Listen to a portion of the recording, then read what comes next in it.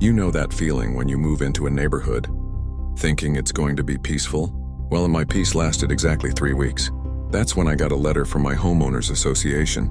A $1,000 fine for improper parking in my own driveway. At first I laughed. Surely this was a mistake, right? But oh no. This was just the beginning of the war, and trust me, they had no idea who they were messing with. When I bought this house, the realtor mentioned there was an HOA. She said, they just keep the neighborhood nice, you know. Mowing the lawns, fixing the signs, small stuff, sounded harmless. The first 2 weeks were great. Neighbors waved when I drove by, kids played in the street, lawns were perfect. Then came that letter. It said you have violated Section 14B of the parking guidelines. You are hereby fined $1,000. If payment is not received, within 30 days, further action will be taken, including a lien on your property, a lien on my property, over a truck in my driveway. And here's the kicker, my truck was 100% within the HOA's own rules. I pulled out the bylaws. And sure enough, vehicles must be parked in driveways or garages. Well, guess what? Mine was in my driveway, so I called the HOA office. The president, let's call her Linda, answered. I explained the situation. She said, your vehicle is a commercial type. Commercial vehicles are not allowed. Now my truck is a Ford F-150.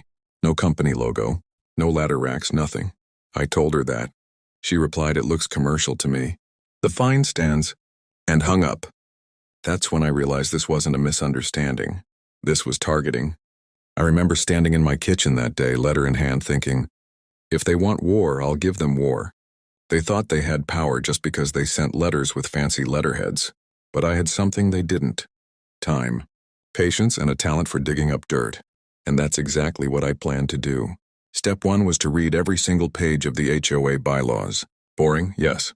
But worth it? Absolutely. Within an hour, I found something interesting. The bylaws stated, any rule changes must be voted on by at least 60% of homeowners and recorded with the county clerk.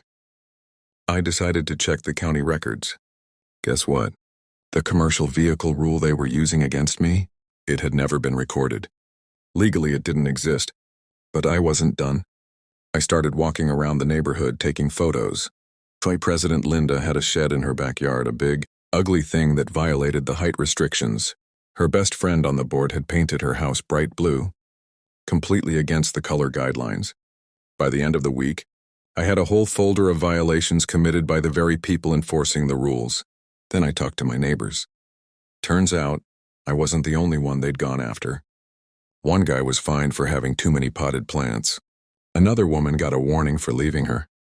Christmas lights up until January. People were fed up. So we decided to attend the next HOA meeting, together. When the day came, about 15 of us walked into that little community center. Linda and her board sat at a long table looking smug. When it was my turn to speak, I pulled out my stack of photos, county documents, and a copy of the bylaws. I started with my commercial truck fine, explained how the rule didn't exist legally. Then one by one, I showed pictures of their own violations. The room got very, very quiet. Finally, I looked right at Linda and said, if you don't drop every fine and stop harassing homeowners, I'll be sending this entire file to the county code enforcement office and posting it online for the whole community to see. She tried to speak, but the other board members were already whispering to each other. They knew they were caught. And what happened next? Well, that was the sweetest victory I've ever tasted. 2 days later, I got another letter. Not a fine this time, an apology. My $1,000 violation was dismissed, and apparently Linda had resigned for personal reasons. But the best part? The neighbors voted to change the HOA bylaws to limit the board's power. No more ridiculous fines for harmless things. So yeah, they tried to bully me. They thought I'd roll over and pay. Instead, I learned their own rules better than they did, and used them to take them down. If someone in power tries to push you around, don't just fight back. Outsmart them. Have you ever had an HOA nightmare? Drop your story in the comments, I might just read it next time.